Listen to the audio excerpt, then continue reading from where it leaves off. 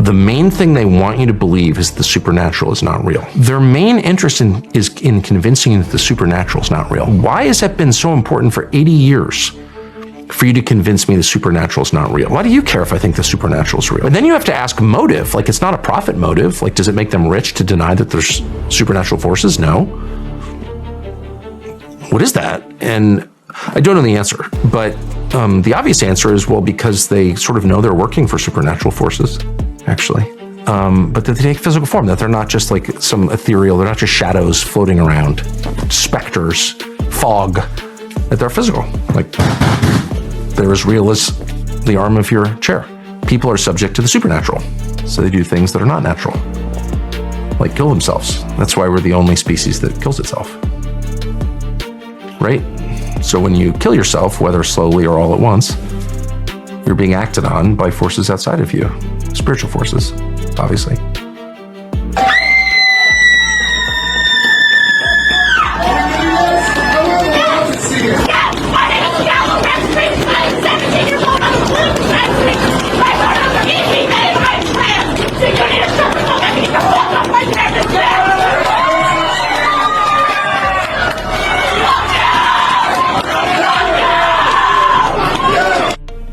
Democratic Party needs a wake-up call. It's time for Democrats to have a backbone. It's time for us to fight. It's time for us to draw lines. And when it comes to the safety of my state being denied these grants, that's why I'm standing here. Don't question my integrity. Don't question my motives. I'm standing for Jersey. If we don't stand as Democrats, we deserve to lose. But I will tell you that we will use every tool that is available for us to fight back on these maps. We are standing today in the Texas Capitol. It is a district that I represent. We are right now in a district that I represent. The map that has been filed takes this Capitol and all of downtown Austin and takes it to East Texas. Well, ladies and gentlemen, boys and girls, dogs and cats, the one and only Dog Waters is back. I decided to carry my behind back to the office. It's just so convenient to do stuff from home. You know what I'm saying? But I'm paying all this money. I decided to come back over here. And Sade was talking to me. There she go right there. Sade said, Daddy, I miss you. Where you been? I said, girl, I was out getting that bread. Because, you know, Sade is real expensive. Then Joe Sample started talking about he was looking for my shoulder shadows. Keith Sweat over there, he started tripping. Johnny Cash started getting upset. Everybody on the wall of music is mad at me. And I'm just trying to tell the wall of music people, hey, a brother got to do what he got to do. You know you done messed up when Barry Manilow up there is mad at you. Y'all can't see Barry Manilow, but that's Barry Manilow right there. Right there. You know, when Barry Manilow is mad at you, and Billy Ocean, too, is mad at you, you got a problem. Robert Johnson done sold his soul to the devil. I don't want no smoke with Robert Johnson. I want him going to the crossroads. In this video, I'm going to talk about how the Democratic Party is spectacularly collapsing all around our face. And it's a great thing. Now, when Bill Maher starts to come out and go against the Democratic Party, then you know they have a problem on their hands, ladies and gentlemen. He used to be one of the most outspoken spokesmen for this party. Oh, man, I got some methylene blue in here, too. Shit, get on that methylene in a second. And then realize I had methylene in here. I might pause this and go get me some methylene and come back. Wait, I'm going, hold on. How you pause this? Where the pause button at? Where the pause button, man? No, I can't find the pause button, so we're going to keep it moving. When you got somebody like Bill Maher coming out and attacking the Democratic Party, understand how powerful that is, because you see ridicule and having personality and having wit is a quintessential essence of human survival. Now, understand, the smartest people in the Democratic Party are going to listen to people like Bill Maher. What I mean by smartest, I mean like the smartest, like followers, the people with wit, the people with personality, the people that can laugh at a joke, the people that get it, they follow him. And once that group of people turns on you, you got a problem on your hands, because the only thing you're left with is the emotional left, which has emotional tirades, lose their mind and cries and whines. And so here he is going ham on them.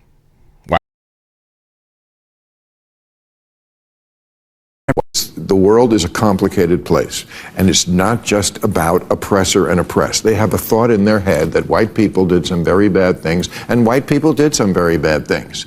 And they're all but so did everybody else in the world. But they don't know that. They just see the world through this one prism. And until they do, I don't think you're going to get them off this issue. And I don't think the Democratic Party is going to be able to go forward until they make a decision. Whose side are you on here? Are you on the side of Western civilization and Western values, or are you on the side of the terrorists? Are you with those kids? Because, you know, Mandami, he's the perfect candidate for them. The world is a complicated place. And you see, when he starts to tell that kind of truth, that they're supporting Mamdami. You got to understand what it means for the Democratic Party to be supporting a Muslim, communist, socialist, whatever you want to call them, who's been inside of various different mosques talking about damn jihad. It means that the party is going to be destroyed. And it also means that the average, run-of-the-mill Democrat who doesn't really follow things deeply, they're just going to kind of blindly walk, when you get the one sheep to cross over the water and every sheep jumps behind them, they're going to follow that person into destruction, follow that person into frustration. And right now, people think it's the Donald Trump effect that's driving people crazy. When Donald Trump is out of office, you're going to come to realize that these people were not anti-Trump. They are anti-American. It's just that Donald Trump's personality is so massive. It's easy for him to be the center focal point of this ire, of these tirades and these rants. But you got to come to the understanding that they are anti-American. And you got to make up your mind if you're an American or if you're a damn American. You got to make up your mind. If you're an American, then you need to get up out of here and go out the country. And I want, for the record, I want you to know that everybody that was an American that left, now they talking about they want to come back. Remember Ellen DeGeneres? I'm leaving the country because Donald Trump became president. Went over there, house flooded. Now her and her little boo talking about they want to come back to America. Yeah, because there's no place like America. God bless America. God bless America. We're going to go to more Bill Maher. Bill, where you at, Bill? Bill, here he is right here. Bill, go ahead and get him. I want to make sure the volume's right for you. And in other uncomfortable racial news, sad news, we found out this week that Sydney Sweeney is a Nazi. That was just... no, she's not. But you all see the ad that she's out there. This is a very important ad that we're seeing now. There she is, dressed like Jay Leno in all blue denim.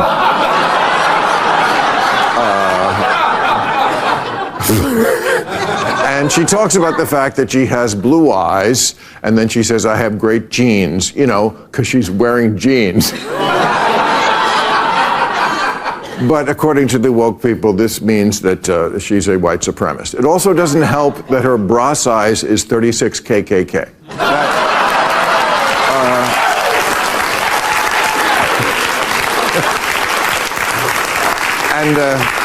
And that the name she gave her tits is the Proud Boys. But other than that, no, it's.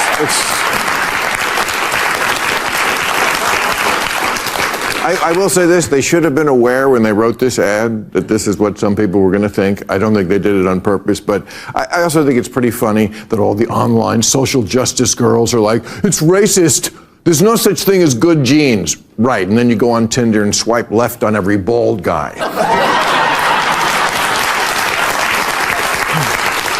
America. I want you to understand something. Sydney Sweeney was indicative of America coming back.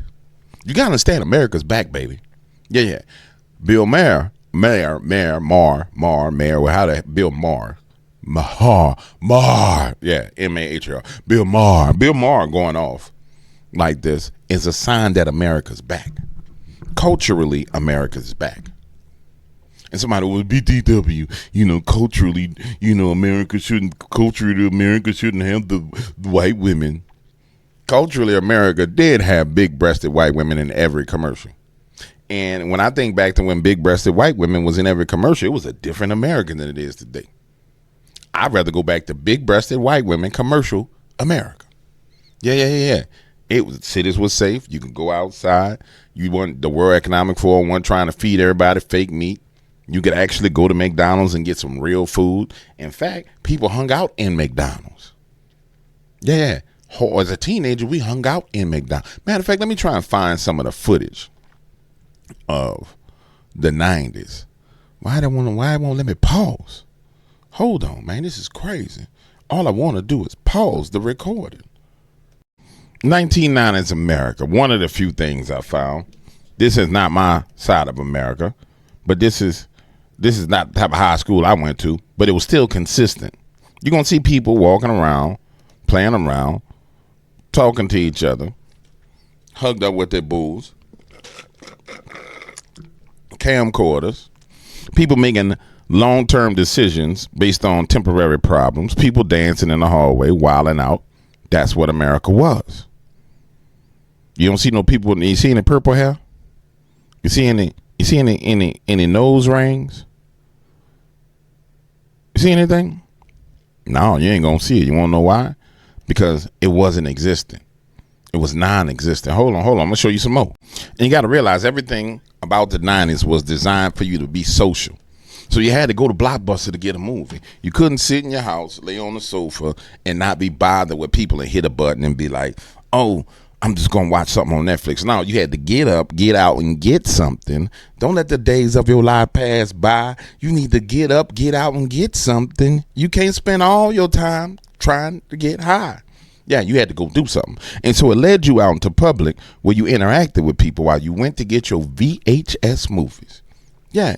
And people may say, well, bruh, you know, those days weren't that good. They were racial. Yeah, there was racial issues in those days. There was the riots in Los Angeles. There was O.J. Simpson stabbing that white woman. There was all kind of stuff that happened. But guess what? It didn't consume everybody's life. It didn't get to the point to where it made my next door neighbor who was white or my person around the corner who was white say, oh, yeah, you know, I hate you. Or it didn't provoke black people to run out and attack random white people. No, it didn't do that. You want to know why? Because the media was not doing what it does right now. So you go on in the Blockbuster, get your movie, and you get the movies at the front counter. Yeah. You know, they had the movies in the front that was cheaper than the movies in the back. Take them home, make a copy of the movie, bring it back. Now you got it on your own VHS. Do what you had to do. Or you holler at the boys that went in the Blockbuster and stole the movies and buy the movies at, you know, cheap. But whatever it was, people was outside. And you see, America can't go back to 1990s technology-wise. We'll never go back there. But we can go back there mentally and get away from this foolishness. And that's where we're headed.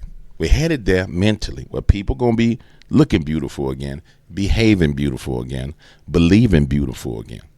Stop being stupid and ugly. Because that's the real problem we got right now. The problem that we have is not racism. It's not sexism. It's not feminism. People are stupid and act ugly. They behave ugly. It's what's on the inside is made manifest on the outside because they got a bunch of damn demons going, you're not cute. Sydney Sweeney's cute. I hate her. Kill her. That's what's going on. Yeah, that's what's going on. Matter of fact, I'm going to find me a VHS player and I'm buying it and bringing it into the office. And I'm going to find me some VHS movies and I'm going to play them right here on a little TV back there. You're going to see me pop the tape in and play the movie. Well, why you going to do that? Just because I can. And because it's a sign and of greater times. Greater times. And you know the worst thing about this? If we don't stand up right now, if we don't stop these clown people from doing what they're doing right now, you know, the kids that are born today will think that these days, where boys don't know what girls are and girls don't know what boys are, where boys compete in women's sports with women, they will think that these days right now for them are the greater days. They'll think that these was the good old days. Hey, man, you remember the good old days when you could just decide that you were going to be a boy or a girl? Nowadays, you're just born and you're born and you don't even have parents. Nowadays, you're born and they take your body parts and put on robotic arms. Nowadays, you can't even get a job because the robots have all the jobs. Yeah, we got to stand up for humanity. We got to fight for our right to party is what we got to do.